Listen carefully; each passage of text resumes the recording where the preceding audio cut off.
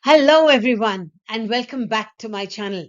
For all those of you who've already subscribed, thank you ever so much. And for all those of you who haven't as yet, please subscribe to the channel so that you can keep getting updated on the videos that follow. Today, we are going to be discussing Aunt Jennifer's Tigers, written by Adrian Rich. A small short poem, but with so much of meaning.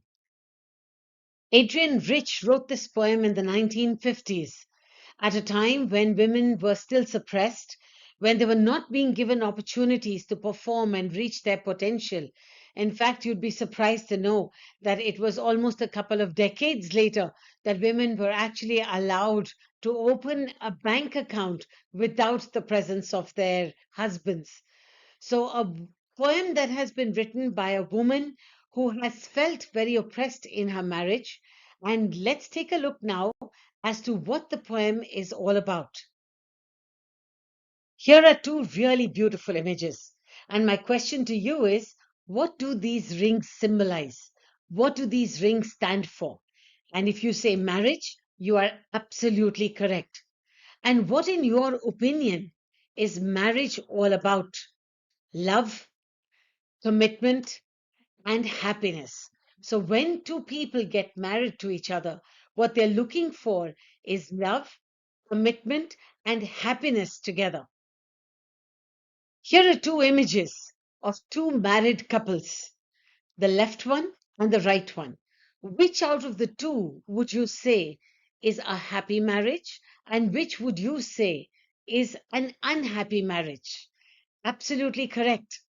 This one on the left obviously seems to be a happy marriage with a lot of sharing, caring, companionship, while the one on the right seems to be an unhappy or a sad marriage where there doesn't seem to be very much room for the woman to grow or express herself. There seems to be a lack of companionship here. And let's now take a look at what some of the reasons could be for the unhappiness in this marriage. I would like you all also to put your mind to it and jot down a few reasons why you think this marriage on the right side is an unhappy marriage. A few of the things that came to mind were the fact that she doesn't feel loved. There's no independence that she feels oppressed or dominated. There are expectations of her that she's perhaps not been able to fulfill. She has expectations that have not been fulfilled, and there seems to be a lack of communication. These are just a few of the reasons, and I'm sure that in your mind, when you're looking at this picture, you must have come up with a lot more reasons why you felt that the marriage was an unhappy one. Having come to some sort of an agreement as to the reasons why this marriage was unhappy, I now ask you, take a look at this picture and tell me how you think this woman is feeling right now. You can see the wedding ring on her finger with which she is holding her head, and the expression on her face is one of sadness. She seems to be feeling helpless. It's as if she's afraid and wants to break free. Perhaps she's not liking what she is listening to. Perhaps she wants to live a life very different to what she's living right now. And that beautiful wedding band on her finger, how do you think she feels about that wedding band? How do you think she feels every time she looks at that band? Does she feel heavy, sad, and tied down? Or does she feel free as a bird, independent, happy, which is what she had thought she would be when she got married? Take a look at that picture again and think, which of these two images, the flying free independent bird or this chained down elephant, which of the two does the weight of that wedding band represent for her in this unhappy marriage? Having laid the ground for the content of the poem, let's start with reading of each stanza followed by an explanation. On Jennifer's Tigers, stanza 1. On Jennifer's Tigers pranced across the screen. Bright topaz denizens of a world of green. They do not fear the men beneath the tree. They pace in sleek chivalric certainty. In this stanza that starts with Aunt Jennifer's tigers, that shows ownership, something that belongs to Aunt Jennifer. And she uses the word prance, prance, which is normally used for children or people or human beings. So you've got personification as a poetic device over here. I will take up the poetic devices in toto towards the end, but I will mention them as they come. So the tigers have been personified as being representative of fun and freedom, because when you're prancing, you're having a lot of joy. Bright topaz denizens in a world of green. The two words bright and world of green, they both signify prosperity or happiness or joy. Topaz is a semi precious stone, and denizens means people or animals who live in a particular place. So when you have bright topaz denizens means people who are valued or appreciated, and they are bright because they are happy. They do not fear the men beneath the tree. Just think, why did Adrienne Rich not say they do not fear the people beneath the tree? He chooses to use the word men because this implies that Aunt Jennifer herself is afraid of the men in her life.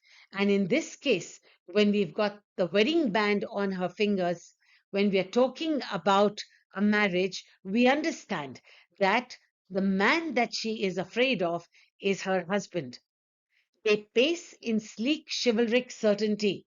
Once again, personification, where you've got the tigers pacing, and they are pacing in chivalry. Chivalry is associated with men and the behavior or the very good behavior that men normally show towards women. So it's a bit of a paradox here where Aunt Jennifer is the one who's afraid of the man in her life, which is her husband, and she is making something which shows free, independent, fearless tigers who are kind and considerate towards the female of the species. Aunt Jennifer's tigers prance across a screen, bright topaz denizens of a world of green. They do not fear the men beneath the tree. They pace in sleek chivalric certainty. And now we move into stanza 2. Stanza 2, in fact, is the most important of the three stanzas of the poem, and it contains the very essence of the poem. It says, Aunt Jennifer's fingers fluttering through her wool find even the ivory needle hard to pull. The massive weight of Uncle's wedding band sits heavily upon Aunt Jennifer's hand. Beautiful contrast here of a light needle being found very, very hard to pull, and a light ring being felt as if it is a massive weight upon her hand. In stanza 1, the first line said, Aunt Jennifer's tigers prance across a screen, and we wondered what the screen was. Here in this stanza, we get to know that Aunt is embroidering a screen. Please note that she's not embroidering a painting or a tablecloth. She's embroidering a screen. What is a screen used for? A screen is used to mask something, to hide something. So, in a way, it is symbolic that Aunt Jennifer actually masks or hides her true emotions. Aunt Jennifer's fingers fluttering through her wool. So she's making a tapestry or an embroidery using wool and an ivory needle. Find even the ivory needle hard to pull. And as she's making or embroidering these tigers, which are so contrary to what she's feeling, she's so afraid that she's finding it very hard to pull the needle. The massive weight of Uncle's wedding band sits heavily upon Aunt Jennifer's hand. Let's read the stanza once again. And the first line is so symbolic of what Aunt Jennifer is feeling. It says, Aunt Jennifer's fingers fluttering through her wool find even the ivory needle hard to pull. The massive weight of Uncle's wedding band sits heavily upon Aunt Jennifer's hand. On the very first line, the word fluttering. What do we associate with the word fluttering? Birds which are flapping their wings and are flying free into the open sky, or butterflies, again beautiful, happy, free, and flying around from flower to flower. But here it is Aunt Jennifer's fingers that are fluttering. Are they fluttering or are they trembling? And if they are trembling, why are they trembling? There is so much of rich visual and sensory imagery in this stanza. I asked you if her fingers are fluttering or trembling. Why are they trembling? They are trembling because of fear. Fear of her husband and fear of the fact that she herself is so timid and docile, and she's embroidering these fearless tigers who roam free. Her trembling fingers are finding the ivory needle hard to pull. The needle is so light and yet it is being hard to pull. It is hard because of the contrast of what she feels. The massive weight of Uncle's wedding band. Massive weight. How can a ring, which is so light, so tiny, feel so massive? Because it's symbolic. It stands for the oppression she feels in the marriage. It is the weight of the marriage that she feels. And please note that Adrienne Rich does not say wedding ring. She says wedding band. Band is something used to tie something up. So again, you get this impression that Aunt Jennifer feels very tied down and tied up and suppressed in this marriage. And this ring sits heavily upon Aunt Jennifer's hand. When do you sit down with a thump? When do you sit down heavily? You sit down heavily when you're feeling sad, when you're concerned or worried or unhappy. And here, the ring, which is symbolic of the unhappiness in the marriage, is sitting heavily upon her hand, which shows that Aunt Jennifer herself is very, very sad in this marriage.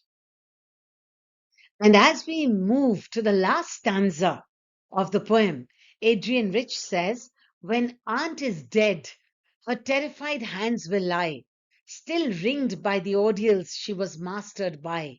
The tigers in the panel that she made will go on prancing, proud and unafraid. This stanza actually conveys the helplessness, hopelessness, and inevitability of her situation. She says, when Aunt is dead, her terrified hands will lie. When Aunt is dead, her terrified hands, it means that all her life she's going to be terrified. And the terrified hands are here symbolic of Aunt Jennifer herself. And they will lie. When something is lying down, something is not confident, it is lying subjugated. And her hands will lie still ringed by the ordeals she was mastered by. Still ringed. Ringed means also surrounded. She'll still be surrounded by the ordeals, which means troubles that she was mastered by, which shows that she was dominated in this marriage by her husband and that she was subservient and had to listen to him for everything as a servant would listen to a master. But the tigers in the panel that she made will go on prancing, proud and unafraid. It's ironic. A woman who is so timid and submissive has made tigers in a panel that will go around walking, prancing, happy, proud, which obviously Aunt is not, and they are unafraid. They are fearless, which again Aunt is not. This short, delightful, but very meaningful poem is full of poetic devices. Let's take a look at each line and see the poetic devices that are contained therein. Aunt Jennifer's tigers prance across the screen. There's personification here from the word prance, because prance is something what children or people do when they're jumping or hopping around in happiness. And here it is the tigers that are prancing. Personification here. Bright topaz denizens of a world of green. A lot of visual imagery over here because bright, a world of green, both signify a lot of happiness. Topaz denizens, there's a metaphor. Topaz is a semi precious stone, and denizens are people or animals who live in a place. Bright topaz means something shining bright, valuable. So, someone or something that is appreciated or valued. And Aunt Jennifer in her marriage is not feeling appreciated or valued. They do not fear the men beneath the tree. There's anaphora here because both the third and the fourth line start with the word they. And it's interesting to note that the symbolism here of fear of men, because she does not say that they do not fear the people beneath the tree. She says they fear the men. They do not fear the men beneath the tree. The pace in sleek chivalric certainty. Again, alliteration and metaphor. Alliteration in chivalric certainty because both start with C, and it's a metaphor because chivalry is associated with human beings, with men. And here she shows the tigers that if the men could only be like tigers and have chivalry towards women, care and concern towards women.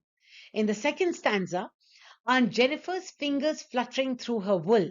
We've got alliteration here in fingers fluttering, both starting with F. Find even the ivory needle hard to pull. This is enjambment because the first line is continuing into the next line. As we can see, Aunt Jennifer's fingers fluttering through her wool find even the ivory needle hard to pull. The massive weight of Uncle's wedding band. This is hyperbole, where a small, tiny, delicate, weightless ring has a massive weight. When you're exaggerating something, it's called a hyperbole. Sits heavily upon Aunt Jennifer's hand. Again, there is personification here because a ring is sitting on her hand as if it is the ring which is forcing her hand down and suppressing her. And there's symbolism because the heavy ring is symbolic of the unhappy marriage that Aunt Jennifer is in. And in the final stanza, when Aunt is dead, her terrified hands will lie. Synecdoche, terrified hands. Here, the terrified hands don't just mean the hands, they stand for the larger person. They stand for Aunt Jennifer herself. Still ringed with the ordeals she was mastered by. Here again, the use of imagery where ring and ringed, where she's surrounded by the problems that she was mastered by, where she was dominated in this marriage by her husband. The tigers in the panel that she made. There's paradox here. When she's feeling something but is embroidering the complete contrast to it. The tigers will go on prancing, proud and unafraid. Personification again, because prancing when they are running around from here and there, and alliteration because of prancing and proud, both words starting with P. The rhyme scheme of the poem is a very simple AABB throughout all three stanzas, and it's important to note that the poem is ironical, that a woman who is so timid and not assertive in her marriage, who's being suppressed, is embroidering a screen of tigers who are fearless and totally unafraid of the men who are sitting in their world, in their forest. This is something that Aunt Jennifer herself wishes to be, proud and unafraid. Both of these she is not. I do hope that you have understood the poem and have enjoyed the explanation that I have given you. The poem is short and simple, but it has a far deeper meaning, and it makes us think and wonder exactly what relationships are all about. Please do subscribe to the channel so that you can have access to some of the other videos that follow. And in the description box, I shall be putting a link to the question bank, which you can go through and try and attempt. Please keep giving me suggestions for other videos that you like, and look forward to seeing you soon in the next video. Thank you.